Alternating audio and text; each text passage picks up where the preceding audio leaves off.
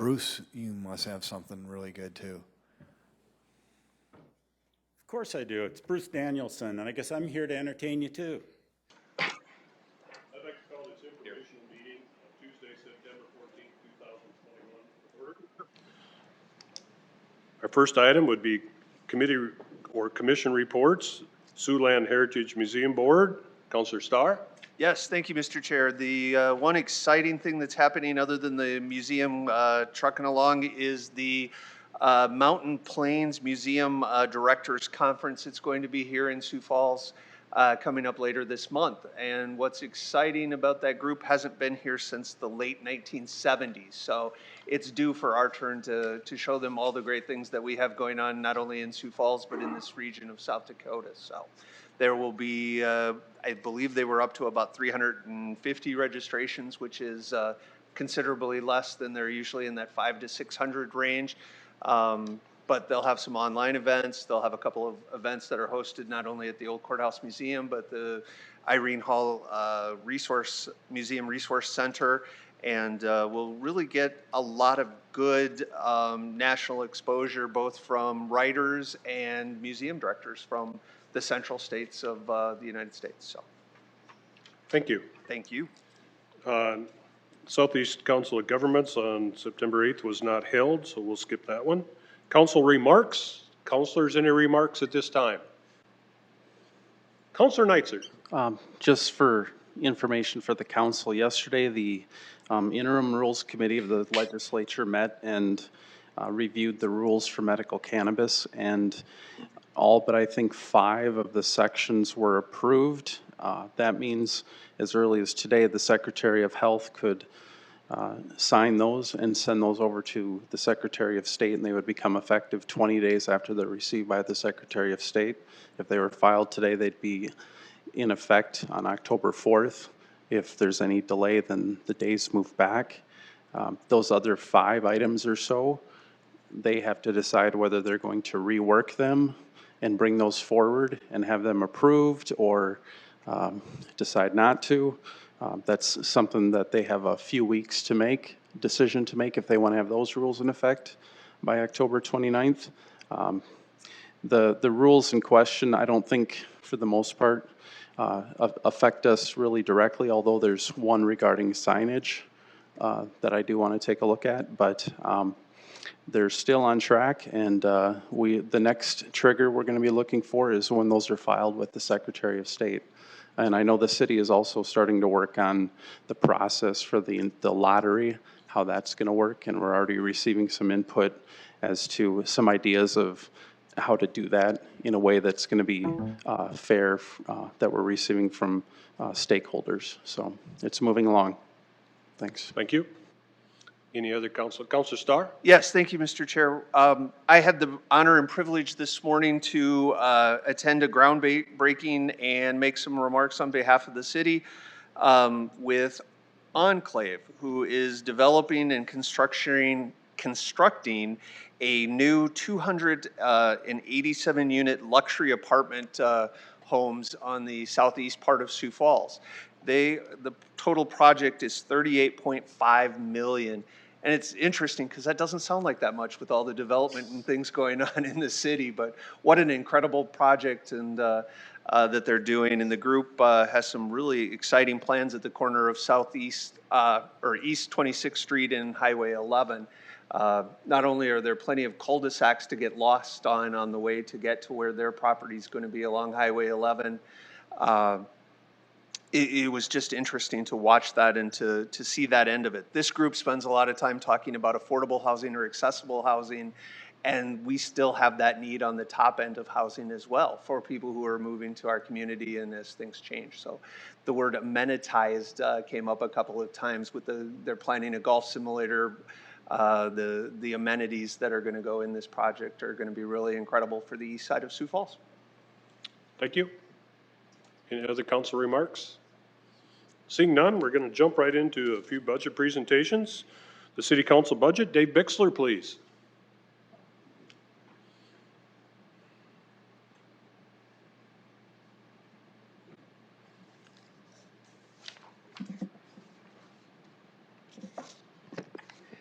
Good afternoon, Dave Bixler, Sioux Falls City Council Budget Analyst.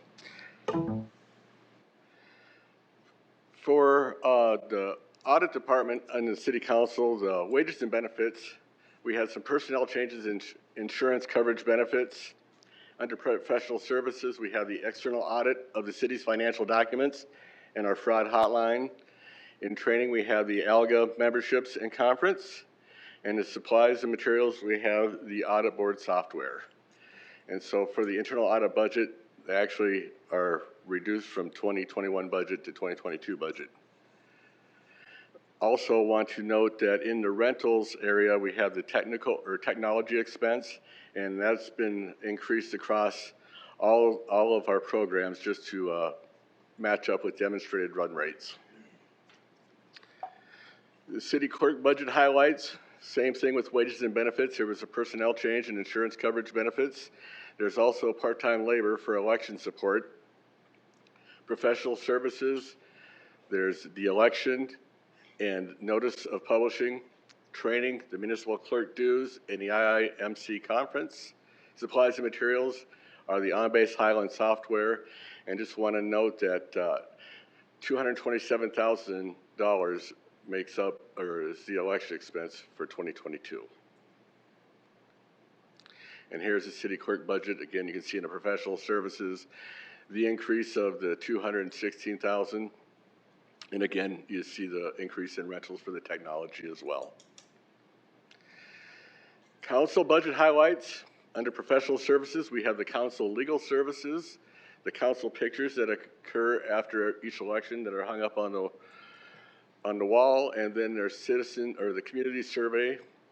And then under training, we have the training for council staff of $15,000, the South Dakota Municipal League travel, and the NLC and STML membership dues. And we have budgeted 4 travelers for the NLC event. And under supplies and materials, we have meals for the council meeting evenings, city logo wear, and memorials. And the city council budget itself went up, or is that up $46,000. And the entire city council budget is up $301,209, 20%. And again, 227,000 of that is for the elections. And with that, I'll take any questions. Councilors, are there any questions? Councilor Starr. Yes, and it's probably a better question for Mr. Greco, but I'm interested in the 227 number. For some reason, I have 80 stuck in my brain for election expenses and breaking it out. So I'm trying to, maybe I'm just 5 years behind on the 80,000. No, you're not behind. It was about 95 and a little north of 80 for the regular and runoff back in what was budgeted in 2020. So what we learned obviously in 2020, hopefully we don't go through a situation like that, but what this reflects is an increase, number one, in the pay to our election workers. So to keep us kind of online with what Lincoln and Minnehaha are doing. So it's about a $10 increase per day for the superintendents and the deputies, which accounts for a large portion of that increase. The other piece too, and again, coming out of the absentee ballot task force, is increasing the number of absentee ballot processors on election day. Now, we typically don't have a huge number of absentee ballots, but I think a safe assumption going into this election based on 2020 is that we'll have more than we did, say, in 2018, significantly more. So we have more people dedicated to that, and we pay them about $12 an hour. We've doubled the amount that we've used in the past at previous mayoral elections. Also with that on the front end, before we get to election day, I've budgeted for 2, basically, they're listed as part-time workers. They do have a limit on the amount of time they could work during the week, but we have 2 of them opposed to 1, so that they can help assist with the absentee precinct in those 2 weeks leading up to the election, to both elections if we have both. And additionally, we have what I call election or absentee processors, which was a key point identified during the 2020 election, the primary. People who can sit there and process the ballots, look at signatures, marry up applications to the actual ballot envelope. So there's an increased cost, obviously, of personnel. The other piece is there is an increase in county supplies, That's the amount of money that we pay to the county. So again, I made an assumption that we'll have significantly more, and I said mail-in ballots. That may not be the case, but I don't think there's enough data to show that it's going to markedly drop off from what we saw in 2020. So what I have right now is a percentage, and we do pay for the envelopes. So one envelope that gets sent with an envelope inside to send back plus the postage. And then some other minor things out there. Well, not minor, but we are doing redistricting, so we'll have to send postcards out to, presumably, I would say, I planned on 6 precincts, relatively large ones, and then also any polling location changes. So I look at the last general election, and there were some that were kind of stand-ins due to COVID. So there's a fair number, less than 10, but there's a number of those that will send a postcard to, and the postage for those is not exorbitant, but it is a lot of people. If I can, are we looking at a joint school board where we split some of those costs, or will there be? So the process would be, and that's not captured in this budget. So the process is we notify them basically next month when our election is. They'll take it to the school board. The school board will consider it. They'll decide whether they want to combine with us. You'll take the action. But the bottom line is if we do combine, then it'll be based on their last comparable election. I don't know what that number is. In 2020, I think it was about $30,000 that we would end up getting reimbursed. But we've budgeted, so assuming that. We budget assuming that we're not doing it. No, totally makes sense. The other thing that more of a statement, and one of the things I guess I wanted the council to discuss or at least take a look at is that the National League of Cities does do 2 events during the course of the year. And we've had this discussion in the past that obviously the main conference is the most significant, that the council gets the most out of. But I really think we're missing an opportunity to be involved in the DC part of it as well, and the lobbying that goes with that event, and possibly looking at, and we don't have to make the decision today because we have the money, but maybe 2 go to each conference, or at least taking a look at it, because more and more of our budget becomes federal. More and more of the federal government is taking over responsibilities of local government and being involved in that discussion. We're too large as the state's largest city to not be involved in that discussion, I think is leaving us behind. And it's one place that I think as a city that we need to be part of that discussion. The great thing about South Dakota is we do have access to our federal elected officials, but when you're part of a group like the NLC, I just think we're at that point as a city that we're getting large enough that we need to be part of that discussion, and we need to be part of that group that's having those discussions nationally. Thank you. Yep.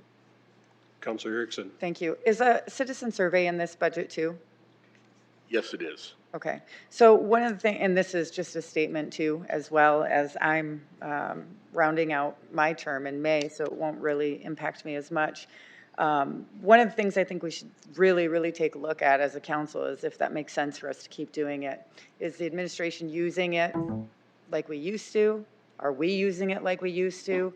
Are there better tools and innovative ways that we can engage with the citizens to make sure that we're doing what they want us to do, and instead of just keep writing a check for $35,000 or whatever it is? I can't remember the exact amount, but It's $20,000. $20,000, still a lot of money. So for $20,000, could we find something else to do for 10? I don't know, but I would challenge us all to try to think of something else that we could maybe do. I know those questions that we like to ask every single year are great historical knowledge, but I've got to think that there's a way that we can do it online or somewhere else when we only get 13 or 14% participation back, which is actually quite successful for a survey. So just my 2 cents on that citizen survey, that there might be another thing that we can do instead of that.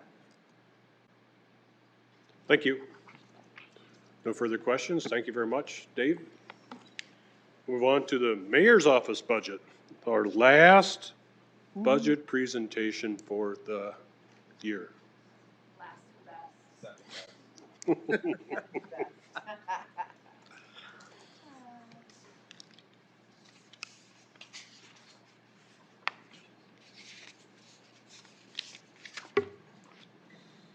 Good afternoon, Council. Thank you for having us. My name is Erica Beck. You know me, Chief of Staff. I think actually in the 3 years that I've been back to the city, this is the first time that we've presented the mayor's office budget. So thank you for initiating that counselor sale. I don't always have the opportunity to get in front of you all as a group and talk a little bit about our scope of work, what we have going on as an organization. Of course, you see certain things, but we don't have that opportunity often to speak to it. So I have one slide for you today. Whoops. Maybe? There we go. One slide for you today. So our budget ultimately is $876,000 within the mayor's office. We have an increase proposed of 1.2% for 2022, or just a little over $10,000. We have 5 individuals, full-time employees within the mayor's office currently, consisting of Julie Wilson, who is our executive assistant to the mayor, Brian Becker-Connect, who's actually here in the audience. Brian, wave your hand, please. Brian's back there in the back. She's our mayor's office communications coordinator.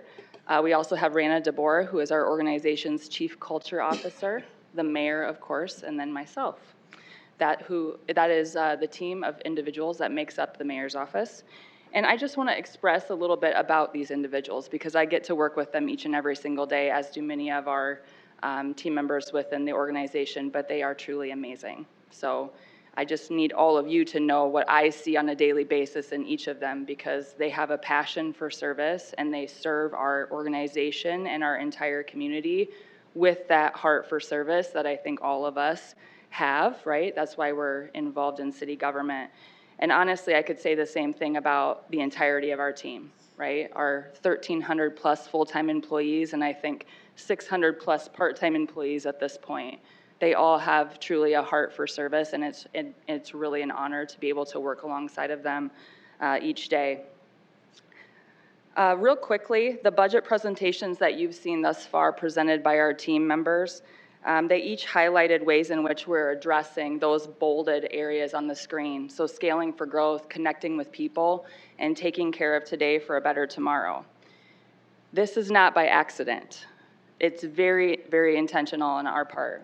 It's a way of us ensuring that we're casting vision from the mayor's office, strategically thinking and developing systems that serve our organization and city long after the Mayor Tenhaken administration. Everything that we do is very intentional in that sense. We want to leave a legacy for the organization so that ultimately, and Councilor Brecky, you know this, given your previous role as city attorney, everything that we do, we want to make sure has a lasting positive impact on our organization and on the community moving forward. So these are the foundational elements that we talk about within the organization at the executive team level and throughout all of our teams within the city. All of our colleagues hear us talking about the fact that our city is scaling growth-wise. We're growing, and we as an organization need to be able to work in systems, work in vision and strategic thinking that helps us as an organization meet the demands of the community because of that scaling growth. A few of the other initiatives on here that I just want to highlight real quickly for you. Sioux 52, you've heard about this. This is another way that we are trying to leave more of a legacy within the community. And of course, this is about building relationship and building connectedness within the community and throughout the community through mentorship. The Mayor's Youth Council, this was just rolled out. You will be a part of that conversation with these young people that are selected to serve on the Mayor's Youth Council. We're super excited about this. There are communities all across the country that have Mayor's Youth Councils. And the intent is to try to build relationship with our youth because they're our future, right? It's a cliche thing to say, but it's the truth. They're our future workforce. And we need to have a different relationship with them so that we know ultimately what it is that they want the future of their community to be, and they can have a voice at the table and become better engaged and more engaged in city government doing so. In addition to that, under Taking Care of Today for a Better Tomorrow, the Onward Leadership Development Program I want to point out. This is an internal leadership development program that we're actually in the 3rd cohort of this year. The projects that these individuals work on are significant to the organization and the community. During the 1st cohort, I believe we had a project brought forward in which a proposal was made to completely overhaul our performance review system. So we have done that. We've been working on that over the last 18 months.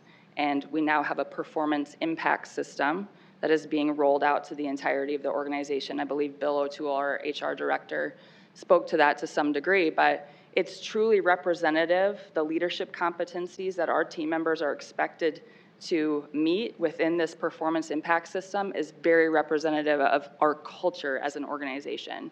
So I'm really proud of that. I'm proud of that team for bringing that project forward. In addition to that, one other project, just as an example that's come from that program, is the Veterans Tiny Home Project.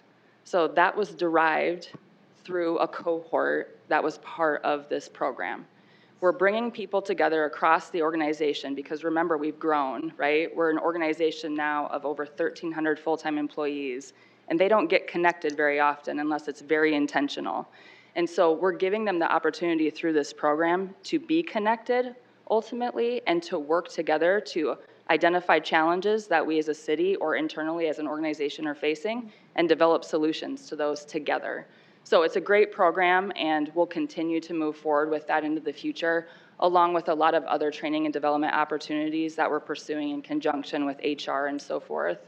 And then in addition to that, the last bullet point that I just want to mention briefly, we've talked a lot about succession planning. You've heard us mention that. In fact, it was one of the main driving factors in us bringing forward the role of the Chief Culture Officer. We have a lot of folks who are in the process or getting close to retirement. And so we are trying to do our best to ensure that we have succession planning in place and we can prepare for those retirements and ensure that we have people ready to step into leadership roles because they've been given development that they need to be successful. Ultimately, and then in addition to that, the performance impact system works right hand in hand with that succession planning effort to make sure that the development opportunities that our people are getting are relevant, right? There are leadership values, there are core principles that we want all of our civil servants to have, especially when they're stepping into leadership roles.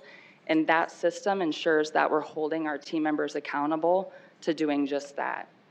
So with that, that's just a couple of the initiatives that we're working on behind the scenes that we don't always have the chance to present to all of you. I'd be happy to answer any questions that you have about our budget, our scope of work, our office, et cetera. Thank you. Council, any questions about the mayor's budget? Council Brecky. Just, can you give me a little more detail on the succession planning with the regard to the retirees? I know that that was identified as an issue. Again, they call it the silver tsunami, and it's happening across the nation, and I know that was having an issue with us. And are you feeling confident that we're going to be able to replace that talent? And just if you could just go a little more detail into that. Sure. How far you've come with it. I'm glad to hear that you're continuing to work on that and prioritize that. Sure. Thank you for that. Excuse me. So the succession planning tool that's been put together is a series of resources, essentially, that leadership within our organization can utilize to identify key positions in which we really need to be focused on ensuring that we have folks that are being trained and prepared to take on additional responsibility and fill in the future. And so that's really been the focus for our Chief Cultural Officer, Raina DeBoer, along with our HR department and all of our leaders. There have been some really great examples actually across the organization in which individuals, department leaders, directors have utilized these tools to develop these skill sets that are needed for a specific position and then make sure that we're training to those skill sets.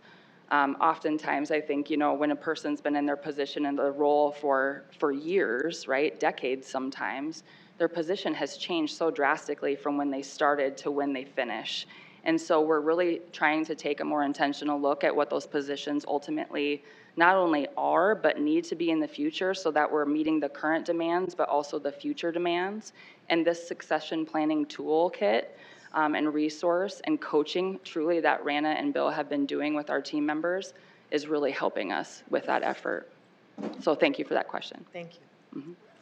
Council Stelberg. That was exactly what my question was kind of about the succession program, like what's involved as an example of a program. I was just reminded of, I was watching a deal on Bill Belichick the other day, and he was talking about a big part of his development was Bill Parcells, who was the coach, and he learned from him, would pull him in the office once in a while, and he'd go every so often when he thought it was pertinent information for him at some point, because he knew he'd be a head coach, he'd tell him about it, and he said that was really big on him growing and learning the job and being as successful as he was. So I kind of thought of that as you talked about this and was curious. I mean, do you have certain people that you kind of work with and they express interest, so you kind of groom them, take them under the wing and do these type of things, or? Yes, great point. And I'll just relate this back to the Onward Leadership Development Program as an example. And then in addition to that, the Mayor's Youth Council.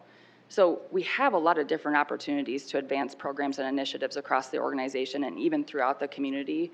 And what we're really trying to do is give our team members an opportunity to be a part of these efforts. It doesn't have to be the same person each and every single time leading one specific effort. So as an example, the Mayor's Youth Council. Mayor's Youth Council, while we as an office are absolutely a part of that and we're driving that initiative forward, we have a team of people across the organization who have a passion for kids, right? They have a passion for youth, and they want to be a part of this effort with us. And so they're assisting us in developing the schedule of activities and events for these kids.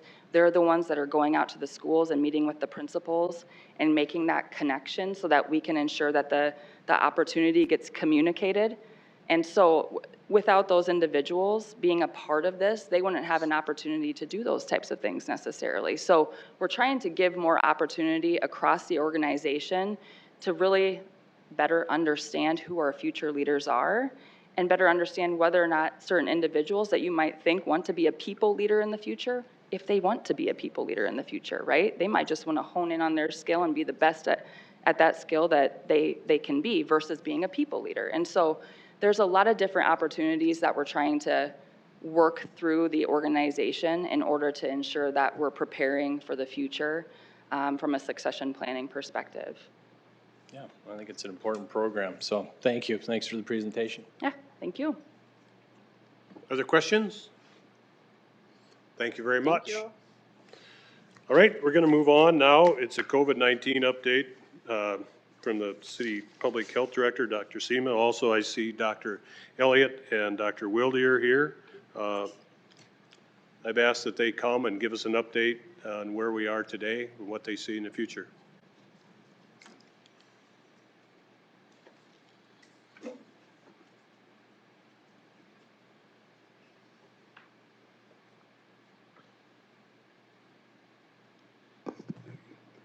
Greetings, Council. Charles Chima, Public Health Director. So I'm here today, as you mentioned, with Dr. Mike Elliott from Avera and Dr. Mike Wildy from Sanford to give a COVID status update. I know we had a press conference recently, but to take the opportunity to have a conversation with the Council and to inform the community where we are. So I will give kind of an overview, and then I want to invite the two chief medical officers to step up to give their perspectives from the health systems. I'd like to start by pointing out that in the past few months, as some of us already are aware, we've seen an increase in COVID cases and hospitalizations in the community. So for what we have on the screen is from our dashboard that the incredible talent we have in the civic and analytics team here in the city have been doing a great job of using the data from the state to create these dashboards so that anybody in the community can look at these dashboards and get a sense of where we are. So as of today, we have over 1,500 confirmed cases and close to 50 hospitalized. But I'd like to point out that so that's in the last 3 months, right? We've been seeing this surge. But if we, to put things in perspective, kind of looking at where we've been, we've seen worse. So in the past year, we know vaccines have made quite a huge difference. If you look at the charts on the screen, you see that we've had a worse period where we have a significant number of cases compared to what we have today. However, it's also important to put things in perspective to point out that even though we've seen worse, where we are today, it's the current surge we have is, the current level we are at, which we consider a peak in some sense. It's the second highest peak we've seen since this pandemic started. So if you look at the number of cases, active cases, for example, or the one to the right, the new cases, you see that we have a situation where all the previous surges we've seen, besides the one we had late last year around December, this is the second highest we're seeing. So it's a significant surge. But again, putting it in perspective, we've been at a worse situation in the past.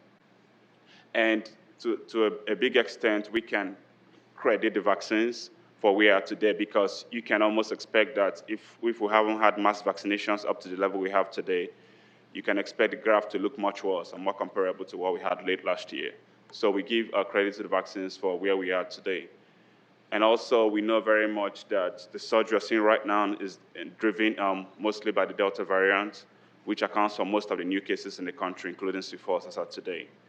And something that we know about this variant is that it's much more transmissible.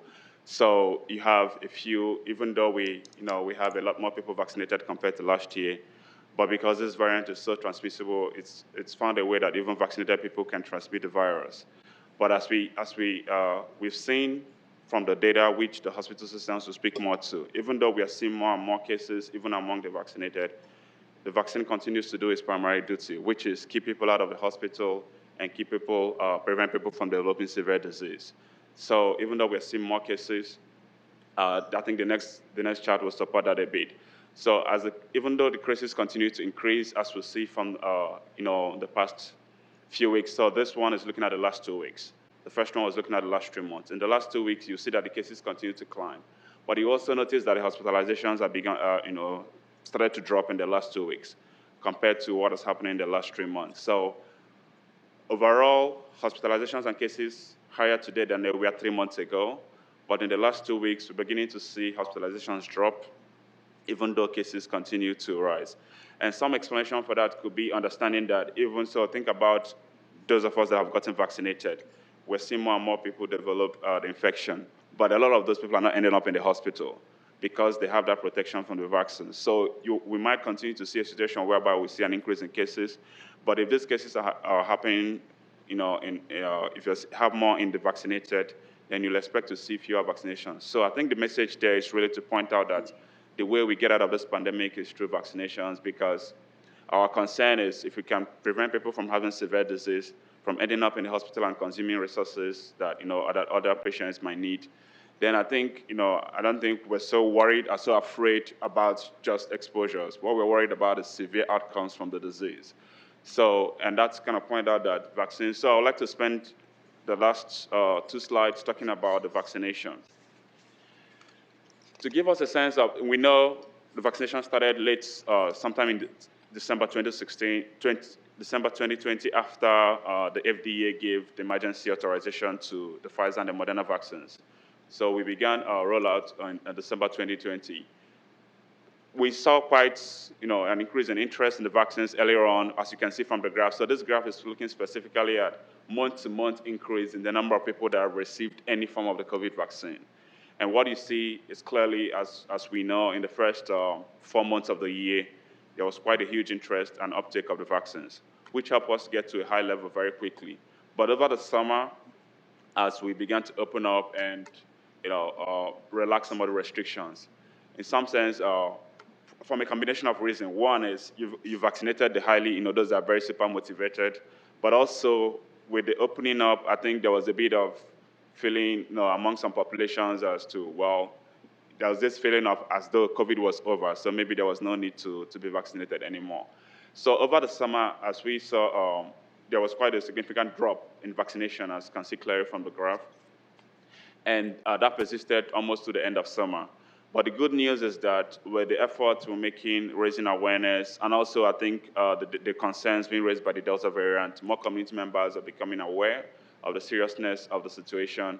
And you can see kind of the second part of the graph that there's been an increase in new vaccinations in the last 2 months. So that's how things are trending positively in the right direction in terms of increase in vaccinations, and we hope it continues to go up so that we can move. So the last slide, it's just kind of giving some of the numbers.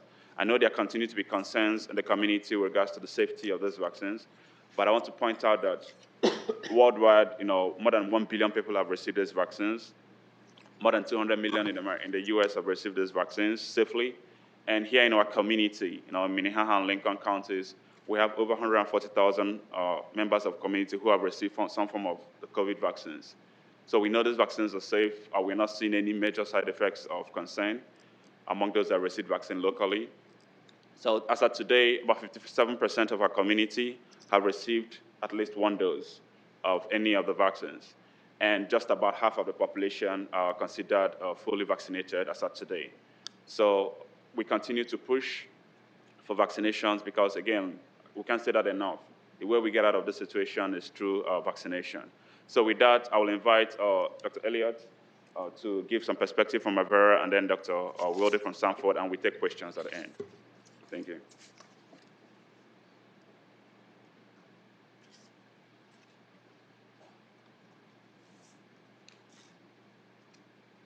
Good afternoon, everyone. Dr. Chima is a little taller than I am. Thank you for inviting me. I think most of you know who I am, but for the record, Mike Elliott, I'm the Chief Medical Officer at Avera McKinnon Hospital. Been privileged to serve in that role for a little over a decade now. Certainly welcome Dr. Chima to Sioux Falls, to our City Health Department. We were so fortunate, Avera, Sanford, Falls Community Health, the Sioux Falls Public Health Department, we developed such a wonderful partnership last year. I think our community benefited from that partnership, and I know with Dr. Chima's leadership we can continue with that. So I can't say there's been a lot of good that's come out of COVID, but the strengthening of that partnership has definitely been one of them. At Avera McKinnon Hospital and across our entire system, we will remain incredibly busy. Most mornings at Avera McKinnon, we are between 98 and 100% full capacity. Our adult ICUs, somewhere between 95 and 100% capacity.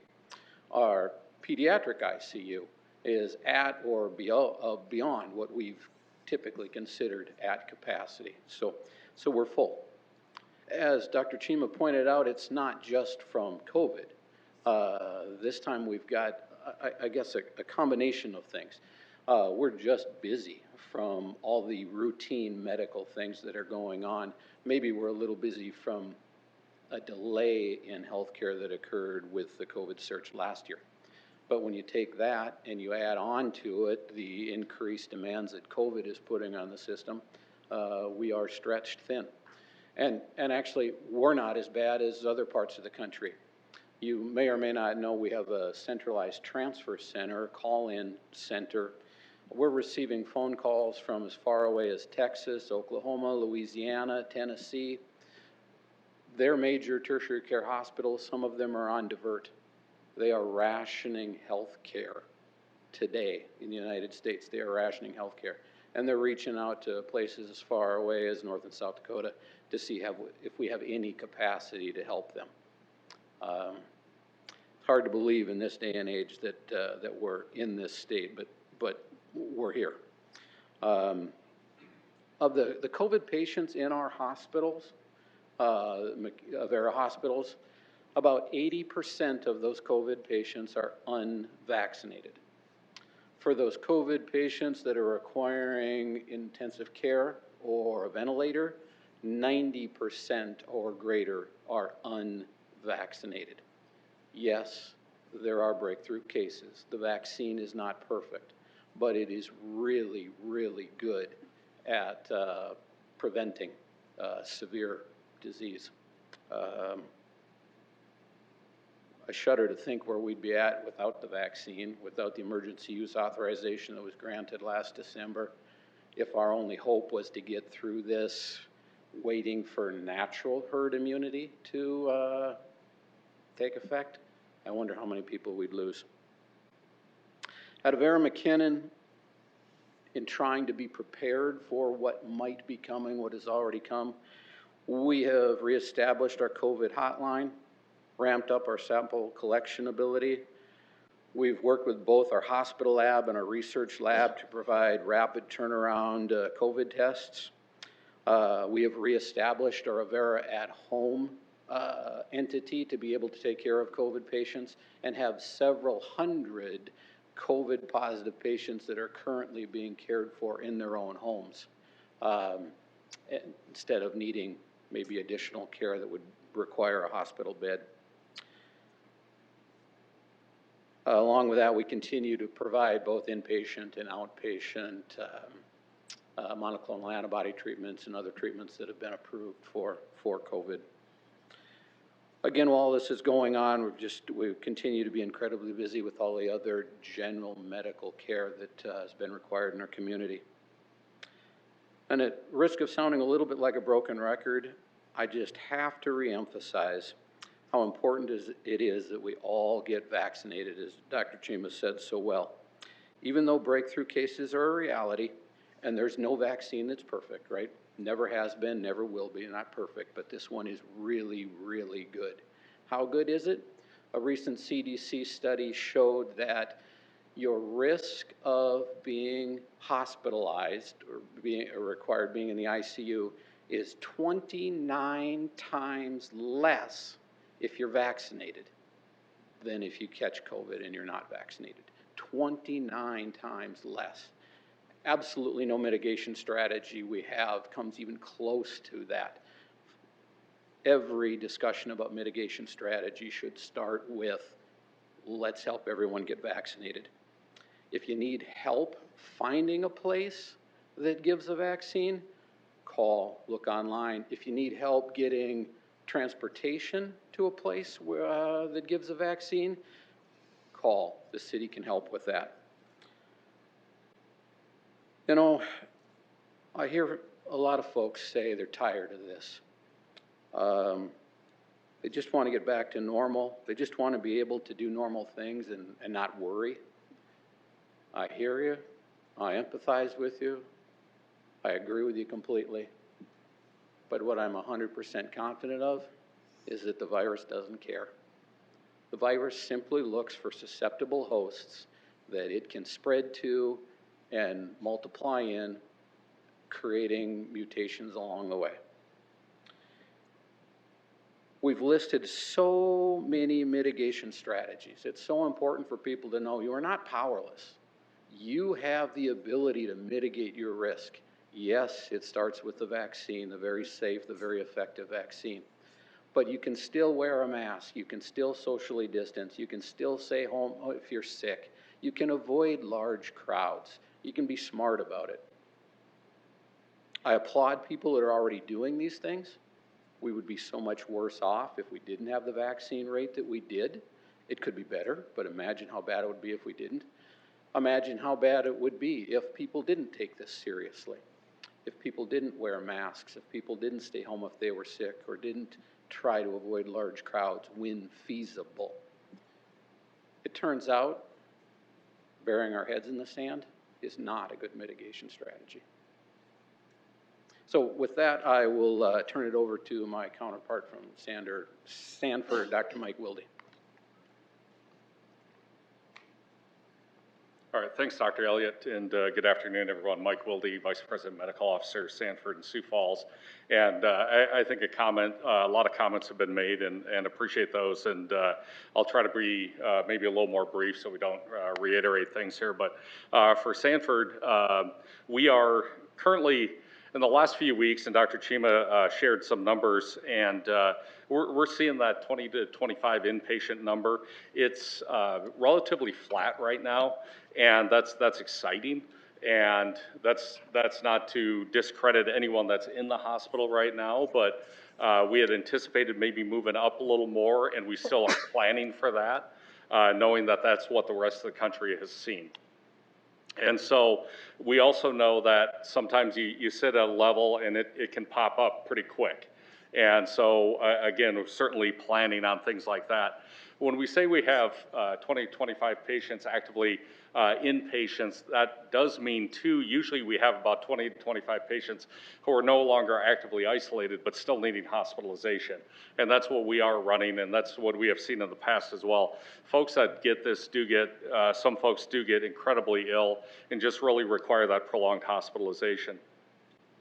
As an organization, we have increased our mitigation measures. Once again, we're all masking inside, even in offices, not in patient care areas, et cetera.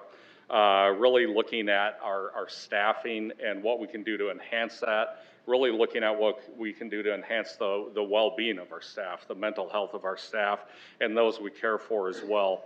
We have ramped up, and we had always going with our very successful home monitoring program to make sure that we hopefully can keep people safe and healthy at home where they're most comfortable. And so we'll provide oxygen and phone calls and things like that just to make sure people can stay safe at home with this illness. We have increased our ability to do the monoclonal antibody infusions. And I want to stress to the public that that's the importance of testing right now, is if you do get COVID and you do qualify under the emergency use authorizations, those monoclonal antibodies will reduce your risk of hospitalization in half. And those have been very successful, and we have some information that we put out on social media about our success with the monoclonal antibodies that we're infusing. We have also expanded our drive-through testing hours, so that's readily available to get that as well. There's been a lot of mention of the vaccine, and really just encouraging that within our community, encouraging the council as you're influencing within the community to really take a moment to encourage that. That has been very successful. It has been very exciting. I remember standing in front of this council back in December or January, I can't recall exactly, but talking about how as we go through COVID, to walk into our vaccine facility and see the excitement that's there. And it's still exciting to see the numbers and the success we've had with the vaccine, but we know that COVID is going to be here, but we also know it can be at a much lower level. And so really want to encourage the safety, the effectiveness of the vaccine, and also the significant impact that the current Delta variant and the transmissibility of that, as Dr. Elliott alluded to. We also realize that we're also really quite busy. We are receiving calls from across the country. We are trying to accommodate patients and keep that care as close to home as possible. But our role is to really serve our fellow people. And if we get an opportunity to take care of someone, we're going to do that. And so it's led to some powerful conversations, and we don't like to be in those situations, but at the same time, we're there to serve anyone we can. With that, our busy season traditionally is coming up. Medical economics